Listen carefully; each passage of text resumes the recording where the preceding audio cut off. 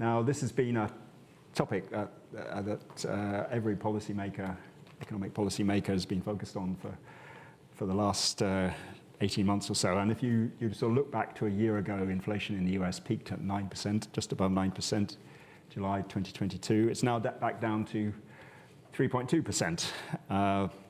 In other countries, the performance hasn't been quite as good. But over that period, we've also seen the Fed funds rate up to 5.5%. And we want today to look at three main questions. Firstly, what went wrong? Secondly, what happens next? And thirdly, and this is most important and the sort of focus of the discussion overall, what should we learn from this experience? And to help answer these questions, I have four brilliant panelists in no particular order. Chris Giles, economics editor of the Financial Times. Chris became economics editor at the Financial Times in October 2004, where he covers global economics and UK affairs. And before that, before joining the FT, he worked at the BBC, Ofcom, and the Institute of Fiscal Studies. We also have next to him Deanne Julius, senior advisor, and also my colleague, a distinguished fellow in the Global Economy and Finance program in Chatham House. And Deanne Julius is a former chair of Chatham House and also is currently a senior advisor. And from 1997 to 2001, she was a founder member of the Monetary Policy Committee of the Bank of England, something I remember since I was working for her, or for the Monetary Policy Committee at the time. And we also have next to me Dr. Gerard Lyons, who's Chief Economic Strategist at NetWealth. And among other roles, Gerard sits on the boards of both the Bank of China UK and the global brokerage firm BGC Partners. And in previous lives, he was Chief Economist at the Standard Chartered and also at Dai-ichi Kango Bank. And finally, and by no means least at all, Bronwyn Curtis, who's a non-executive member of the Office for Budget Responsibility. She's served as chairman of the Society of Business Economists and on the Council of the National Institute of Economic and Social Research. And she's also been head of global research at HSBC and chief economist at Nomura International. This event is on the record and live streamed, and we're going to have a discussion among ourselves here initially for around 30 minutes or so, and then we'll move to the audience for Q&A. And when we do that, please, if you're in the room, raise your hand, and a mic will magically appear to help you ask the question. And if you're online, and we're also being live streamed, please put your question into the Q&A box, and I'll be able to pick it up here. Okay, so let's start with the first question. And Chris, maybe I could come to you first of all. So what went wrong? Was it a forced or an unforced error by central banks, or something more complex? Well, I think it's slightly more complex, but we should get the sort of factual things out of the way first. So it started in 2021, the inflation. At that time, we were recovering from the COVID crisis. We saw a rapid inflation in goods prices globally. So there's some global things that happened. Goods inflation globally associated with supply chains not working, and a lot of demand for goods as we weren't able to spend on services. That was followed also globally by oil prices rising in late 2021 and early 2022. Those were global. And then I think on top of that, if you look at the US, you have to add in very loose fiscal policy through 2021 and 2020. So the US way of supporting the economy through COVID was to give people lots of money in checks, and that money, as was recognized by a large amount of the economics establishment in the US, was probably excessive in 2021. In Europe, it was exacerbated by the natural gas crisis of last year, which came from Russia's invasion of Ukraine, which was not seen in the US. So 11 times normal prices for wholesale gas prices this time last year. That was an extraordinary thing that European economies had to deal with. And in emerging markets, in particular, where food is a big part of budget shares, the food price increases of last year were very important in its inflation. So that's what differs around, more demand in the US, but some global shocks. And the other thing that was common globally was complacency in the central banks. I think that they didn't think this would turn into a wider inflation problem, and they thought the shocks were temporary, and they were more persistent than that. And Deanne, do you agree with that analysis, or is there anything else you might add? Yeah, I do agree with that, although I'd actually start back a little bit earlier than you did with the pandemic, because I think the roots of some of our inflationary problems were really laid in the period after the global financial crisis, that is after 2008. That was when QE got started. Remember, we had then very low interest rates. They went very quickly down to near zero in most of the advanced economies. And there wasn't a recognition at that time, which I think now is a recognition, that we were in an era of low energy prices because of Russian gas and US fracking, of very low capital prices because of QE and very low interest rates. And we were in an era of very low labor costs because of China and the way that the Chinese economy became integrated into the rest of the world through globalization and urbanization in China. And we, central banks included, kind of assumed that those structural factors would continue, that was the new norm. We're now in quite a different world, but that was what led us into very low interest rates for that decade, with QE, so extremely abundant liquidity, and banks and lack of demand meant that a lot of that money just recirculated rather than causing immediate inflation.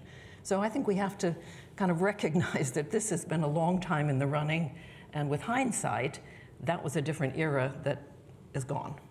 So, and you think we would have had a problem, in a sense, even if it hadn't been for the pandemic and Ukraine and so on? I think we eventually, would have. You think we would have eventually? But I absolutely agree with Chris that then the pandemic was something that affected both demand and supply through supply chains, and the crisis, the Russian invasion, then bumped up energy prices. And the view by central banks that this was transitory kind of meant that they thought, well, there'll be a step change in prices, but not an increase in inflation.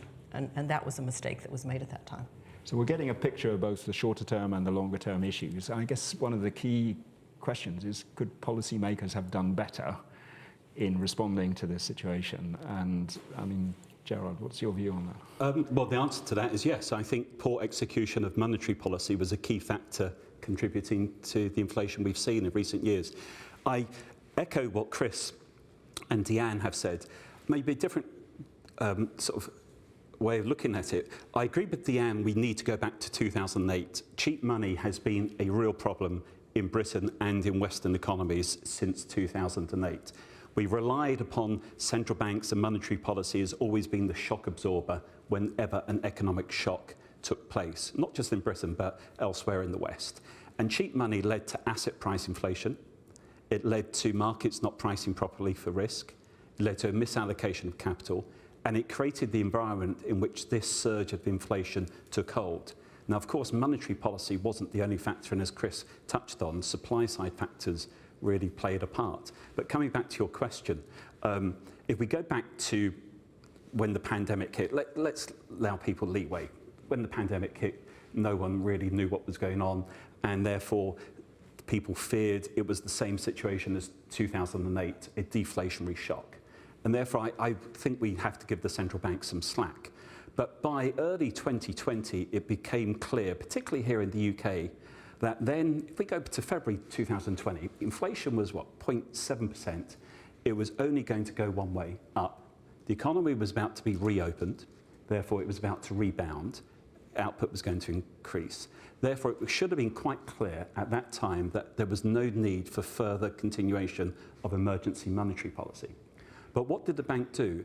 It actually continued with the emergency monetary policy. It engaged in quantitative easing. And you mentioned I'm on the board of 2 firms in the city. All the firms in the city at that time received a letter from the bank saying, make sure your systems can cope with negative interest rates.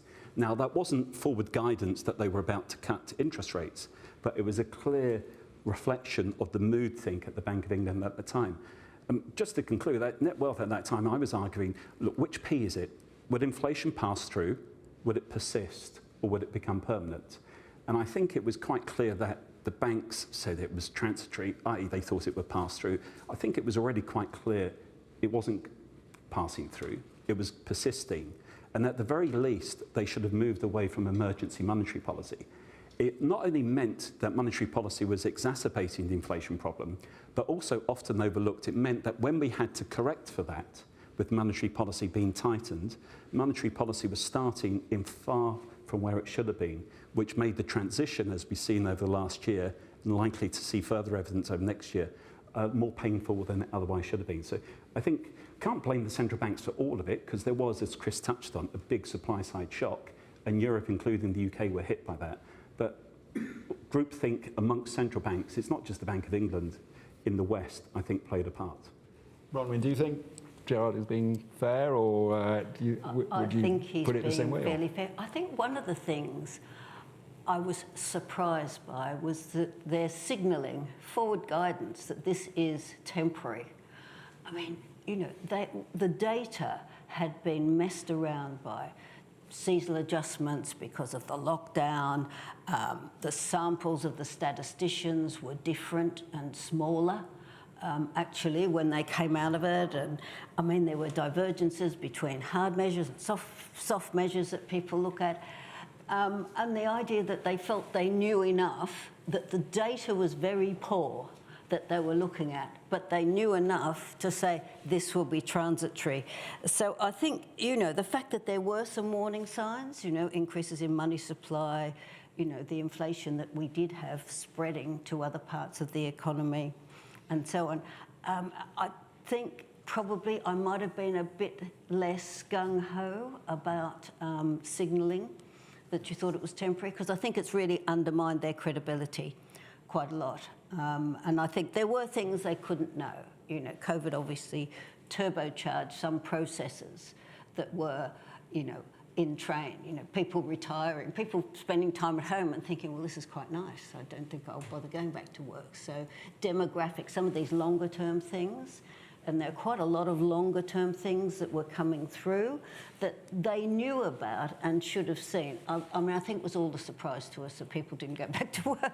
And what about the coordination between fiscal and monetary policy? I mean, so, you know, obviously what you're describing is in part the finance ministry's, the government's response to the pandemic. They didn't necessarily make things easy for the central bank. So would you put part of the weight on the governments as well, or do you think it really should have been the governments did the right thing and ultimately I think, you know, things like the employment support and so on that the UK did, and, you know, other countries did other things. I think that was really important to keep companies going and so on. So I think that was a good idea. I think cutting rates and doing more QE. I mean, I remember thinking, why are you doing this? This is something that should be handled by fiscal policy, not monetary policy. So why are you making it, you know, what are you doing? Rates were already close to zero. So, well, I've always had this belief that when rates get down to, I don't know, say 2%, it doesn't matter what the number is. The impact of taking it lower is very small. So there we were at, I don't know what the number was, something like 0.75 or something, and eventually it went down to 0.1%. Why? I just think that just made things worse. Chris, sorry, go on. Jeff. I was just, if I may, just because there was a Treasury Select Committee session on QE earlier this year, and I took part in it, and I think the point that Bronwyn's just mentioned is very relevant, because you need to look at policy in the context of what's happening at the time. And when we had QE after the global financial crisis, it was good. It was necessary. It was a demand shock. Then we had a prolonged period of unnecessary cheap money for almost 10 years. But then the QE, in response to the pandemic, even allowing for the initial sort of uncertainty, was wrong. And it was bad. So you need, some policies work at certain times. And what we saw was the QE, as Bronwyn touched on, exacerbating the problem at a time when the supply side shock was already, as Chris has touched on, pushing inflation up. So policy levers need to be pulled at the right time, depending on the circumstances. Chris, what's your view on the sort of balance? I think you were inclined to be slightly more generous towards the central banks, but... I don't necessarily want to sound like an apologist for the central banks, but I do think we need to recognise the difficulty that they faced. So at the start of COVID, March 2020, that first week, I think the week of the 13th or week of the 15th, 16th of March, where the bond market in this country and the US all went haywire, then QE was necessary. We needed just to flood it with money, otherwise we'd have seen something much worse. I think equally, if governments hadn't stepped in with very, very large fiscal programs, I mean extraordinary fiscal programs, the US was something along the lines of 10% of GDP, I can't remember the exact number, but really extraordinary, way ahead of the fiscal programs in the global financial crisis, which was roughly 2% of GDP. Again, if they hadn't done that, then central banks would have been pushing on a string. They could not have helped the economy through the COVID period. And when you're talking about that sum of money, it's not easy to get it, calibrate it exactly right. But that said, and this is where I do think the rest of the panel who've been slightly harsher than me are correct, is that the central banks woke up to the fact that they were part of the inflation problem too late, kept things like in this country QE. We were still buying assets to the end of 2021 when inflation was already nearly 5%, because they didn't want to say, we made a commitment to do it for the whole of 2021, and if we break our word, then we're suddenly going to lose trust. Well, they've lost a lot less trust if they've broken that than by having inflation hit 10%. We'll come back to this later in the sort of discussion about lessons, but do you think they got trapped by their own sort of communication mechanisms? And again, I don't think it's unreasonable for the bank in particular, but the same for the Fed or the European Central Bank, not to have seen inflation get into double digit or close to double digits, because that was part of the Ukraine war. But in late 2021, we did know it was going up probably to 5% or 6%, and that was extraordinary for a period since independence. And that is not the time where you want to be saying, well, it's all right, it'll be very briefly up there. We did this in 2011. We had that food, with that food price spike in 2011, it'll just be like that. When it clearly wasn't just like that, and it was different. And that was where that when I talked about complacency, it was that the second half of 2021, globally, when we moved from, in the US, the Jackson Hole meeting, which said that we basically have to keep interest rates low for a long time so that we can get inflation up to the inflation targets. And we're going to keep it lower than we think is necessary. That was the US declared policy just at the wrong time, and that's applied across much of the world. And now we are dealing with the after effects of that. So maybe now we can look to very briefly at the sort of what happens next, and maybe it's sort of sensible to take the sort of US, Eurozone, UK, Japan as sort of separate. And Deanne, I wonder if I could come to you on the US in particular. I mean, they seem to have done remarkably well up to this point, not with, putting to one side whether you think they were culpable, but I mean, in terms of the inflation performance in the US. And, there is, if you look at sort of Krugman's arguments about, well, actually it was supply chain all along. I was right. I might not have been right about the fact that inflation wasn't coming, but I was right that it was supply chain. Supply chain problems have now gone away and things are doing better. What's your take on the US? And in particular, obviously the US had the most severe sort of experience with financial stability issues arising from the rapid rise in interest rates that was necessary to address inflation. Do you think that those things have been dealt with, or do you think that that could be a problem in the future as well? Well, just to start with your last point, I think they've been dealt with in a drastic way. Now the view is any bank that gets into trouble, the Fed will bail out all the depositors. They did that for Silicon Valley Bank which was a surprise to everyone, I think. Maybe they had to do it with the systemically important bank, although how systemically important SVB was is up in the air. But certainly that was a shock to the system, to the banking system, and a shock to the regulators. And the worry was that at that point, all of the small banks who had before that been exempt from marking to market what their reserves were, that a lot of them were in trouble and deposits would shift. So I think that was a panic reaction, but it's hard to undo that. So they have put a floor under at least deposit flows in the US, which may or may not come back to hurt them, given the difficulty then of making banks feel that they do need to keep an adequate reserve. But to get to your main point, what do they do now? I think it's interesting that Powell and others have been now talking about whether their policy has reached, whether their interest rate policy has reached a restrictive stance.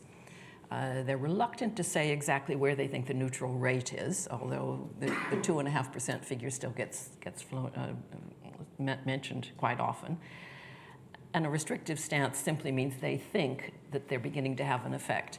Remember, for quite a long time, there was a concern that even though rates had gone up 4 percentage points or a multiple of times, it wasn't having much of an effect on either inflation or unemployment. Well, I think the reason, at least with hindsight and perhaps even with foresight, is that rates were still in negative territory. So you're not going to have a restrictive effect, except through the financial markets perhaps, until rates get to a sufficiently high point that you're talking about positive real rates. Now, so at this point, I think that is the right thing to focus on, both at the very short run, compare the inflation rate with your short run rate, but more importantly, where you think it's going to be in 2-3 years' time. Because inflation, even in the US, is still considerably above the Fed's target. And the measure that they look at, the personal consumption inflator, the core, has actually gone up, ticked up a bit. So I don't think they're out of the woods yet. And the question for them then is the meeting by meeting question. Should we pause and get some more data, maybe better data, as Bronwyn suggests? We think we're in the right territory. At least we're in positive real rates, we think, in the medium term. I don't think they're thinking at all about when do we bring them down. I think it's do we pause before we go up again if we need to. And that's probably the right place for them to be. Okay. Thank you. So I'm sure everybody's got views on the UK, but maybe Bronwyn, I could come to you first of all, but others can chip in as well. I mean, is there a special situation in the UK that's different from the other countries that have faced this shock, particularly related to Brexit, for example? But well, there may be other factors as well. Well, yes. I mean, there are always issues related to Brexit which make it more expensive and keeps inflation higher. And I think that's it's important just to keep that in mind, that we had one shock, self-created, and then another shock. But just going back to what the central banks are doing right now, and perhaps saying, well, we may be approaching a level that will work. I think lags are very long.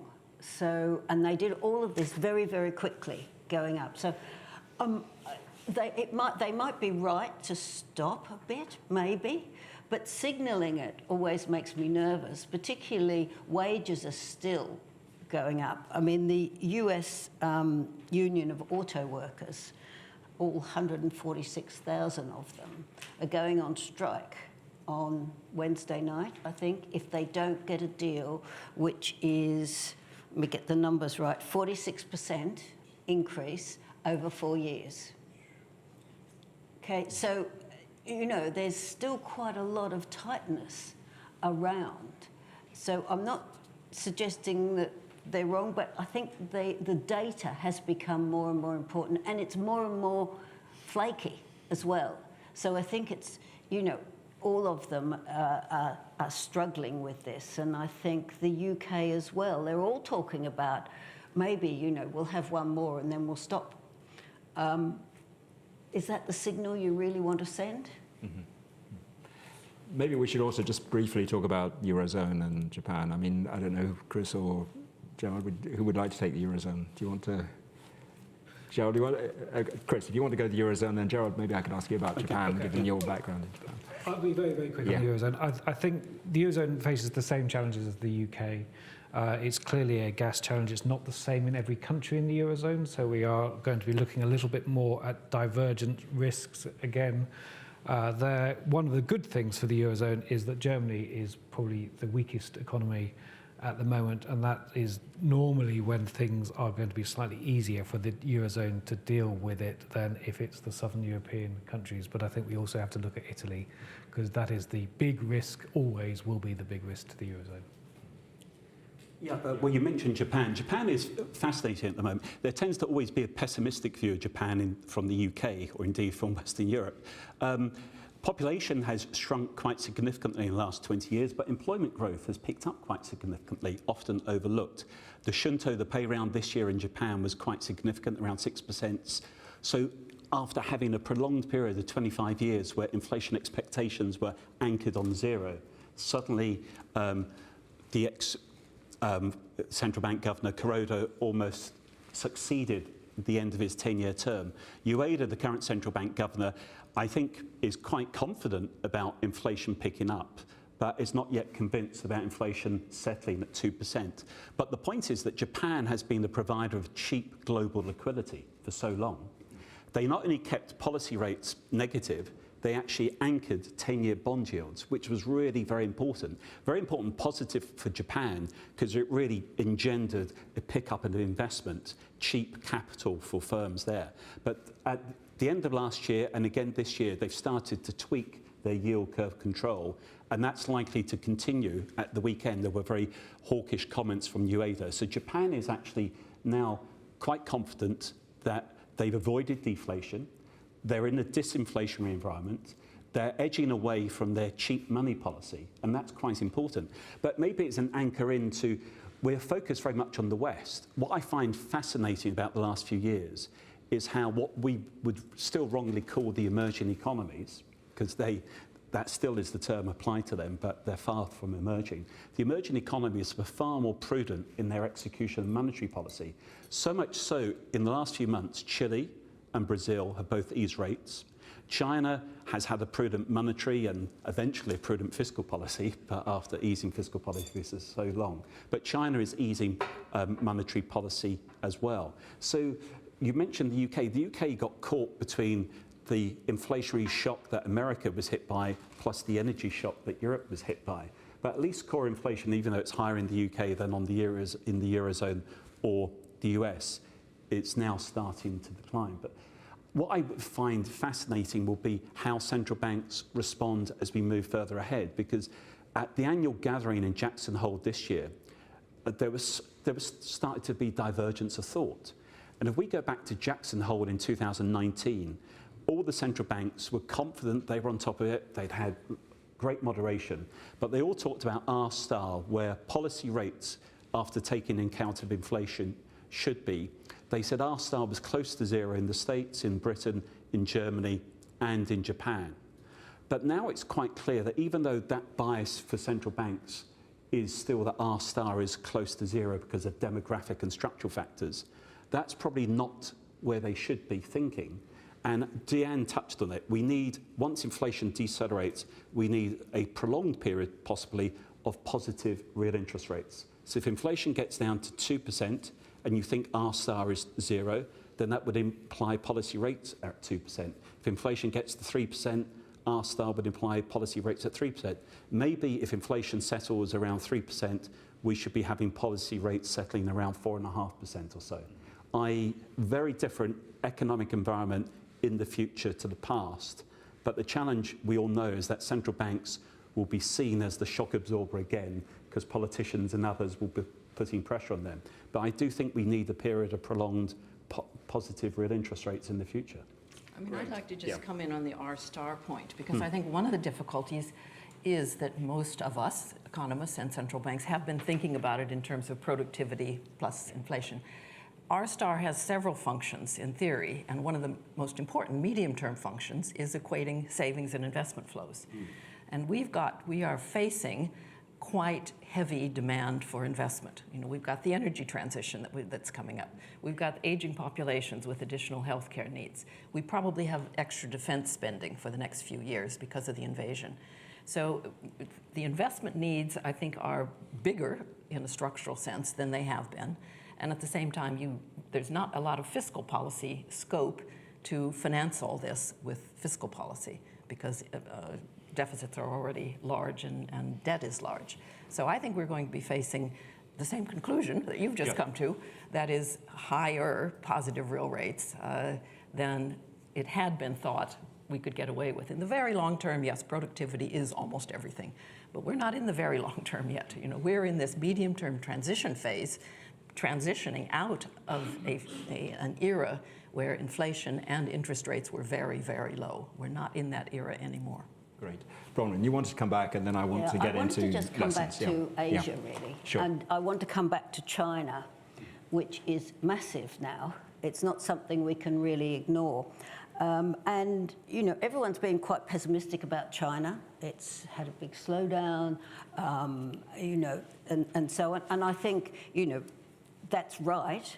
But they've done a lot of things. I mean, they've done about 200 micro measures just recently, not just cutting rates. They've done other things to try to stabilise things. Now, we know the property sector's got problems, but they're aware of all these things, and they are doing things. So I think two things. If they manage to stabilise the economy, you might see a shift, a mix that we've got negative China, positive US at the moment, or if we talk about currencies, let's just do it that way, might shift to a more positive view on China and a slightly more negative view relatively on the US. And the other thing it will do is commodity prices will start to rise again. You've already seen the commodity currencies just in the last week starting to strengthen again. And I think, you know, you need to be aware that the inflation pressures, it's not just energy, particularly if you need all this investment and to get to net zero and so on. All of those commodity prices have been quite subdued. Yeah. Very good. Great. So we talked a lot around the subjects in all the different kind of advanced economies and also China, but let's now move to the sort of the heart of the question. So what should we learn from all of this? And the first thing I'm going to say is, obviously, if you're going to change your system, you don't change your system when you're right in the middle of the crisis. So let's put that to one side in a moment and say at some point in the future, when we have that opportunity to improve the system, what are the things that you would do in the light of the experience of actually, well, I think given what Deanne was saying, let's go all the way back to the global financial crisis to some extent. And, you know, there could be issues around data, there could be issues around communication, you know, how one grapples with completely unexpected events like the pandemic, and obviously completely not unexpected, but completely sort of previously unexperienced events. Could be questions around the framework, could be questions around governance, so on and so forth. So, Chris, you're writing a report for the Central Bank Monetary Policy Committee, and you have this chance to tell them what they should do in the future. Okay, yeah. I'll go for three things, but this is not comprehensive. One is beware of politics.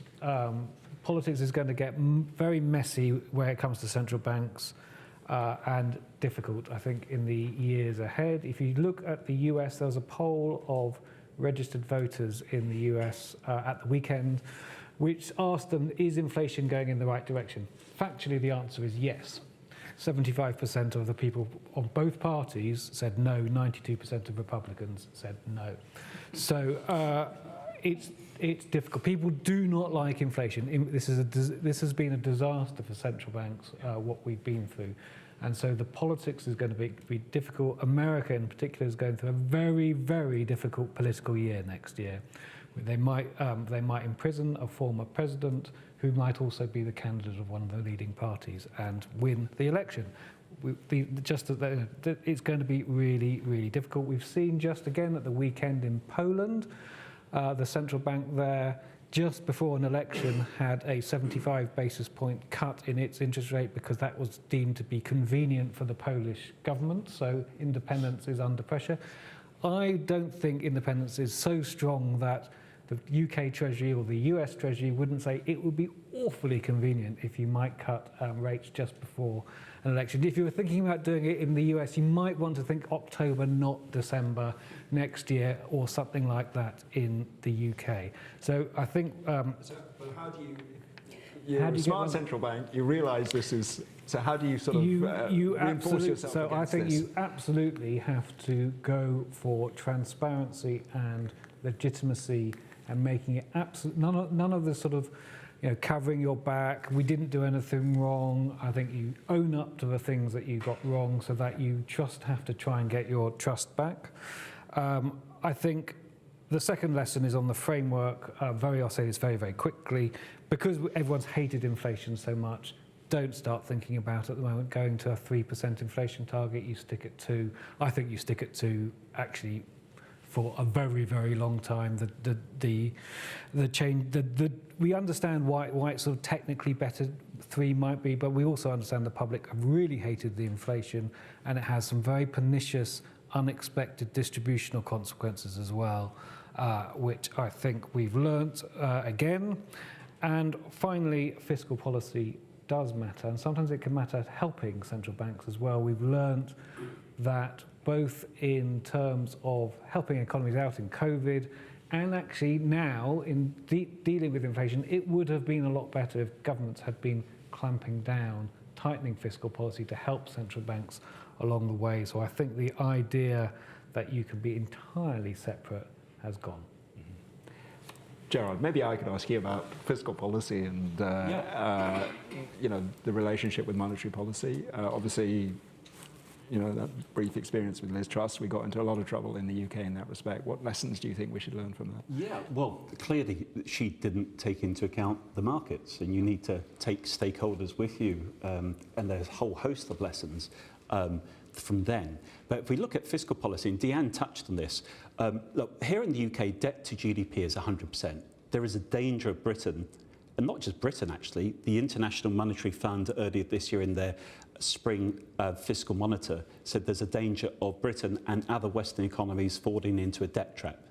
If your debt to GDP is greater than 100%, and the interest you're paying on your debt is greater than your rate of economic growth, which is likely to be, the preconditions are there in place. So you need to finance yourself. So fiscal policy does have a role to play, as Chris touched on, to sort of support monetary policy. You can't rely on monetary policy as the shock absorber. Fiscal policy has to play a role in terms of stabilising the economy when it makes more sense for fiscal policy to do so. So getting that relationship right between monetary and fiscal policy, I think, has to be a lesson we learn, because on the monetary policy side, we mustn't return to cheap money. So that inevitably removes your... we've got in the UK the NPC and the Office of Budget Responsibility. In the US, we have different arrangements and so on. Are there any, to get this right in future, are there any changes that in the ideal world you would make? Or do you think, in a sense, it's not so much the structure, but it's what the individuals in charge do? Okay, well, the OBR could be far better used to do scenario planning and stress testing. They do once a year in terms of their longer term projection. The danger in the UK is that we have journalists always, and economists are far more sensible, journalists always think the forecasts that come out are precise and they're going to be accurate, whereas economists all know they've got a huge margin of error attached to them. So we need a more grown-up debate rather than saying 1 month, gosh, last autumn we're in a terrible fiscal state, then in spring we're in a great fiscal position, and how much headroom. The fiscal rules need to change, because the idea that your fiscal policy is set based on where fiscal numbers will be in 4 to 5 years' time isn't always the sensible thing. Debt to GDP is vitally important. I would argue for a nominal GDP target as opposed to an inflation target. I would not be changing it now. Nominal GDP, growing nominal income makes more sense if you have a 4% or 5% nominal income target. It allows you to manage output fluctuations. Also, in a future environment where debt sustainability becomes more important, I think this starts to take a greater prominence in terms of policy debate. But also, if I may, not on fiscal policy, but just one thing I think it's important to stress on monetary policy is that for much of the last 25 years before the pandemic, and Brendan touched on China, the joke in the city was the consumer price index should be renamed the China price index. The point was that 25 years of global factors drove inflation down. And if you look at the global factors, there were 4 that came to the fore, and 2 of those 4 are now changing. The 4 were globalization, wage share being very low, technology and financialization. Now, financialization and technology are still there. We all can have our own guesstimates and assessments about that, but both of those will likely drive prices lower as we've seen in the past. But the 2 that have changed are the wage share and globalization. Now, on the wage share side, I would say that's a positive in the sense it will, as wage share picks up, it forces companies to start to think more about investing in capital and in their staff. But the globalization is being replaced by fragmentation, and it mirrors the change in geopolitical terms where we now have a G3 world. Group 1, America, its allies. Group 2, China, its allies. Group 3, the non-aligned countries, of which India is at the forefront. And I know Deanne has touched on BRICS, not today, but before. So we've got changing environments, which matters both for monetary policy and also, coming back to your question, for fiscal policy. And so this is something central banks should, I mean, they can't do anything unless they actually see something happening, but it's something they should be sensitized for. Yeah, well, the challenge is that inflation might well settle at a low level, but higher than we've seen before. Okay. It might not settle at 1 to 2%, but it might settle at 2 to 3%. Who's to say? Yeah. 3 to 1 is a big difference. Yeah. But you don't, as you touched on, Chris touched on, you don't change policy in the middle of a shock or a crisis, because that adds to instability. You wait till things calm down. Deanne, what do you think the main lessons are that we should take into the future? I thought that Christine Lagarde did a fantastic speech at Jackson Hole, and what she said was, we are now in an era of shocks and breaks, which I think we could all pretty much agree with, given what we've gone through. And so you need 3 things for monetary policy. You need clarity, you need flexibility, and you need humility. Clarity for her, and indeed for me, means be very clear what your target is. It's price stability. It's defined slightly different in different countries. I wouldn't agree with going to a nominal income target, because I think that people don't understand a nominal income target. Indeed, it's quite easy to get inflation out of control if your growth rate is very low and you're focused on the nominal, which is the combination of the 2. I think it's very important to stick to 2%. I wouldn't object to increasing the time horizon a bit. You know, maybe it's going to take a little bit longer than the 2 to 3 year horizon that the Bank of England uses now. That can be done extremely easily and without any real change in regime, it seems to me. But clarity of the target, and then the central bank remaining clear on that target, and that also partly means not adding a lot of other targets to the central bank. I don't know how the central bank any central bank is actually going to help the energy transition much, but it's been put in there as a footnote for them. It has been put in, but well, we might come back to that because I have a slightly different view. But anyway, Bron. Just if I could just comment on the fiscal monetary question, because I think that is a really important question. Yeah. You know, in the U.S. now, the U.S. is running a budget deficit of nearly 8% of GDP in an economy which has full employment. I mean, that is a ridiculously loose fiscal policy. And I don't know if it's going to be tightened, probably not if Trump comes in. But when you've got a very loose fiscal policy, you do need a tight monetary policy as a balance. It's not, you don't actually want them working together if they're going in the wrong direction. And in this country, we are, and in the US, having a much tighter monetary policy going ahead than we have in the last decade. That generally means that you can afford, or you need to support the economy a bit with fiscal policy. Trouble is, we've got the debt problem. You know, we've already used up that degree of freedom. So I think we're going to have a real issue focusing both on bringing inflation back to a sensible state and what do we do about the fiscal deficit. I think that'll be a big political issue. Thank you very much. Bronwyn, anything you disagree with in what people have said, or anything you would like to add? Just a couple of things to add. To 8% of GDP, I saw a stat which says the US now has to attract between half and 2/3 of the world's marginal increase in savings every year.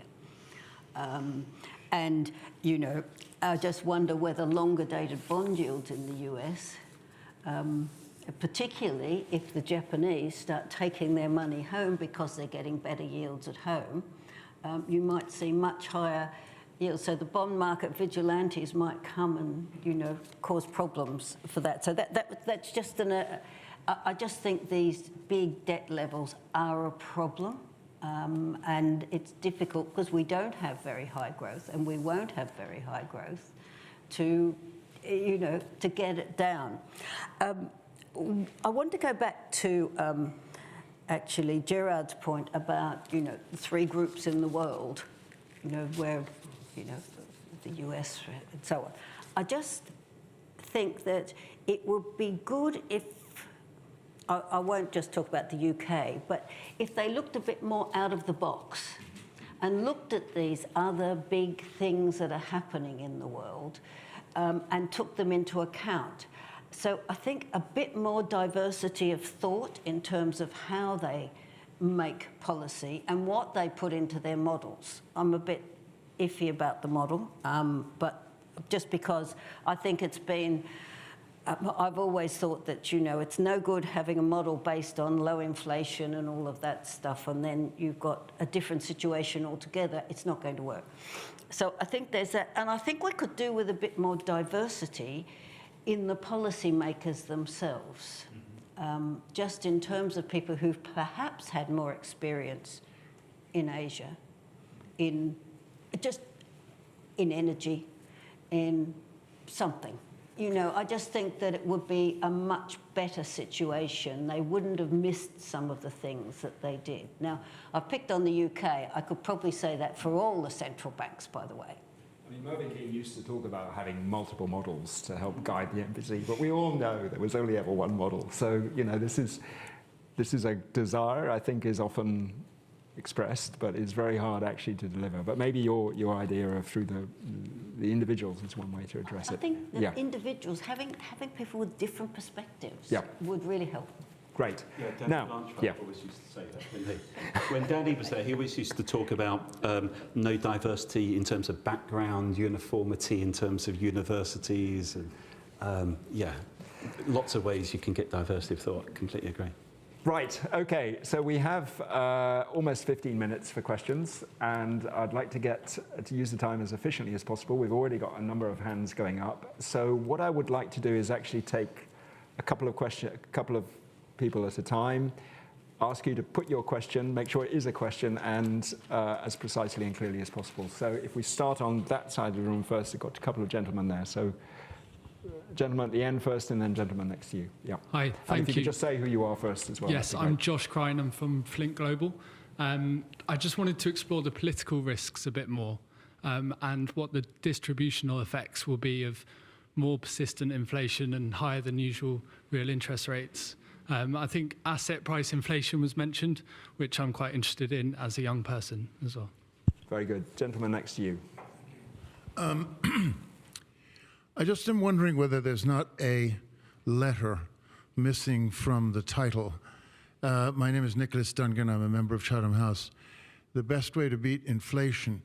The dynamic of your panel has been very interesting because the first 15 to 20 minutes was basically mostly monetary policy and mostly UK-US. And then you started to diversify. And the missing letter would be an S at the end of inflation. Because you identified, Dan, you started with this, the three global trends of the last 15, 20 years, the financial crisis, COVID, Ukraine. But then as your discussion became more nuanced and more international, you started to allude to a whole host of factors which are in fact local. And which means that perhaps we're not talking just about global inflation, but about different inflations in different places. So as we see political fragmentation, I completely agree with everything that was said about the role of politics, fiscal policy, et cetera. We have to take all these things into account. But what you said about diversity, Bronwyn, at the end, diversity of thought leads me to this question. Do we not also need to think about fragmentation in terms of the inflations that need to be addressed and not consider that it's essentially a global monetary problem for the big central banks? Sorry to be a bit long about that. I mean, basically different models in different countries. I've also got a question online which is really about the impact of cheap money over and above on inflation, where the questioner says, wasn't it corrosive to the economy as a whole? I think that's that period covering the period from the global financial crisis to the pandemic. So if I could ask for really quick responses on the geopolitics, multiplicity of models, corrosive effect of inflation, and maybe Chris, if I could come to you first. Okay, very quickly to Josh's question on the distribution and the political risks.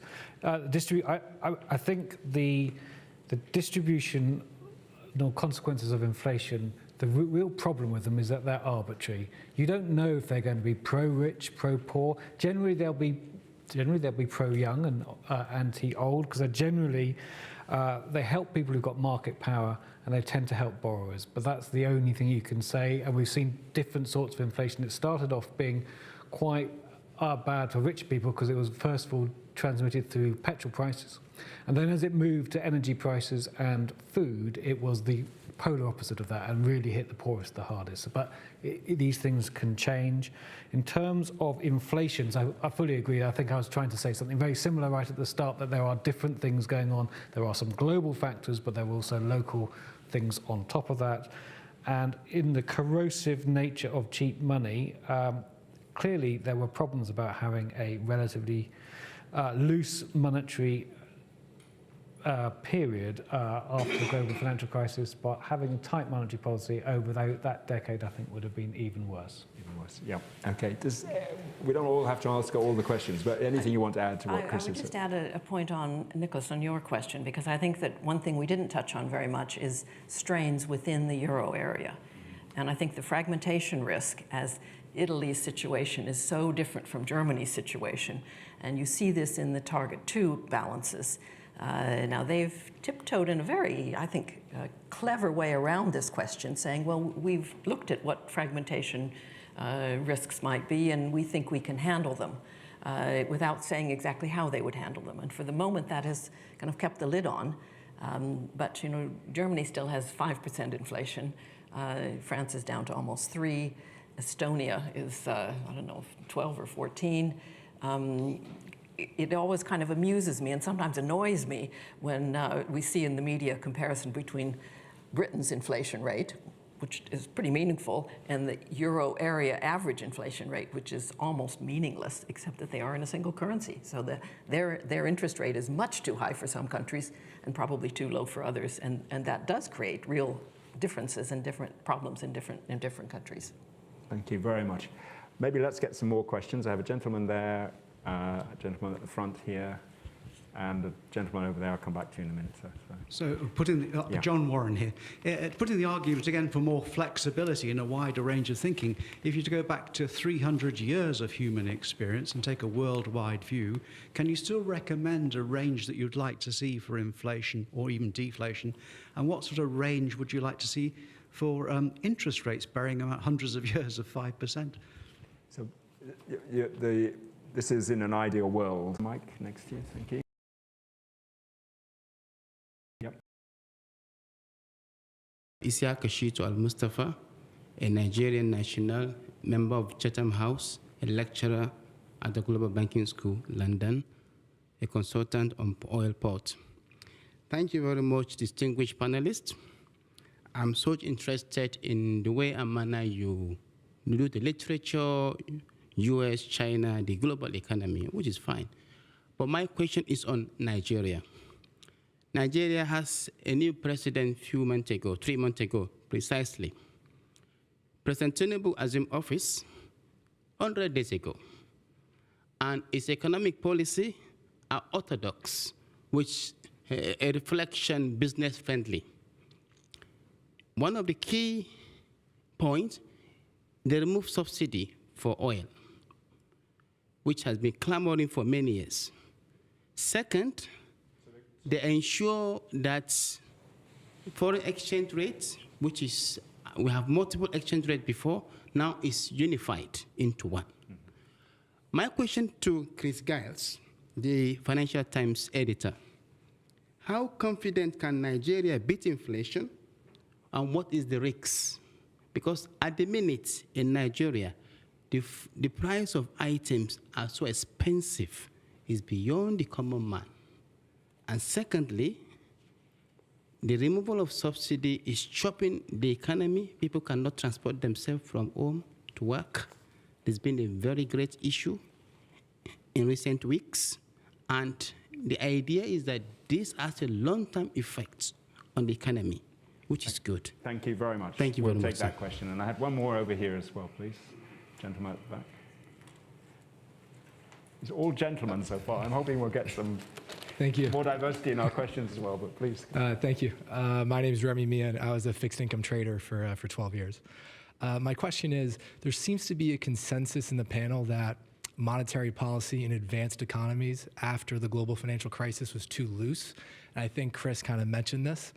And my question is, why can you be so confident in stating that, given that the average unemployment rate for that 10-year period in the EU is around 7 to 8%, and equally important, inflation during that period in the Eurozone was between 1 and 1.5%. I would think as a central banker that necessitates loose monetary policy. Thank you. Thanks very much. So, Gerald, maybe I could come to you, and having previously been at Standard Chartered, I know you might want to answer the Nigeria question as well, but if you could have a go at those two. I thought you asked Chris, but actually, actually, in terms of Nigeria, but it touches on 2 points that are more important than just looking at Nigeria, is about price levels. We talk about rates of inflation, but the gentleman touched on price levels, and also about the importance of fiscal transfers to actually make sure that different parts of the community are either subsidised or helped out in the painful adjustment. Nigerian economy, though, the currency is such a key factor, and it is such an energy-dependent economy. It has a huge population. It hasn't diversified, quite frankly. So the problems are all structural in nature. So even though the question about monetary policy, that's just touching at the surface of the issue, to be frank. Last time I was in Nigeria, about a year before the pandemic, I was talking at a pension fund conference, and it was about the idea that, interesting, because it touches on some of the points Deanne implicitly touched on relating to Britain and other countries, is about the need for Nigeria to have a higher rate of savings and implicitly a higher rate of investment. But I don't think Nigeria should be seen as different to other countries in terms of its inflation problem at the moment, but I need to look at it further. I haven't followed it in exact detail recently. But can I just make just 2 points on very quickly? Where should interest rates be? Look, I think the way I would think about it would be if you've got growth of 3%, or sorry, inflation of 3% and growth of 1.5%, nominal GDP 4.5%. That's the old rule of thumb we would have had in the city 20, 25 years ago. And that's where I think we should be thinking in terms of rates. And the question Remy mentioned, if I got the name right, about monetary policy being right. The way I would describe it, it was good, unnecessary and bad if we look at monetary policy since 2008. Monetary policy in the aftermath of the global financial crisis was good. It pulled us back from the brink. We then had the cheap money policy that was unnecessary, notwithstanding the points you made. The high unemployment in the euro area, 8 to 9% you mentioned, was as much structural factors. Low inflation, yes, but that was a reflection of the global factors I was touching on earlier. The central banks in the West were keen to take the credit when global factors kept inflation low, but seemed to be keen to blame global factors when inflation picked up. You can't have it both ways. But the bad has been, in my mind, as I touched on earlier, the last couple of years, because the shock, pandemic and afterwards, was very different to 2008. So you are correct, the numbers allow a different narrative, but I think we need to actually sort of take it apart to sort of say it was good immediately after 2008, but as we moved through 12, 13, 14, 15, it was probably unnecessary to have kept monetary policy as loose as central banks did. Thank you very much. I mean, I don't know if Bronwyn, Chris, or Diane, if you want to come back. A little bit on the query about, over the very long term, where should interest rates be, where should inflation be? Over the very long term, I think it is right to link those 2 metrics to global growth. And global growth, if we're talking globally, global growth is probably 2 to 3%. That's where it has been in real terms for the last several decades, 3.5% sometimes. Inflation, I think you need something that feels like price stability, which doesn't mean zero inflation, but something that has a little flexibility around it, because it's very hard to cut wages compared to increasing them. So I'd go for something on the inflation rate of between 1% and 3%. 2% is actually not a bad number to aim at. So if you add those two together, you get a nominal rate of somewhere between 3% and 6%. Excellent. Yep. Nominal. Yeah, Bronwyn, anything? Just on the, I hear you, but over the long term, yes, I agree with Deanne and Gerard. But actually, we have a whole lot of eras of different inflation, different growth, different movements in the global economy, and of course, post-COVID, or actually it's been going on for quite a long time, we've had a lot of changing things, the deglobalization, the aging population, I can go on. So I think that it's quite difficult, if not impossible, to judge where it should be. Now, I think right now, we talked about it should be a bit restrictive, or maybe even more restrictive, depending on what happens. But I think it's quite hard to say that there's a number for either of these that's right. But inflation, I agree with Deanne, it shouldn't be zero. You probably need it, I would have thought, around 3%, frankly, 2 to 3%. But because it's quite hard to do things when it's zero. So,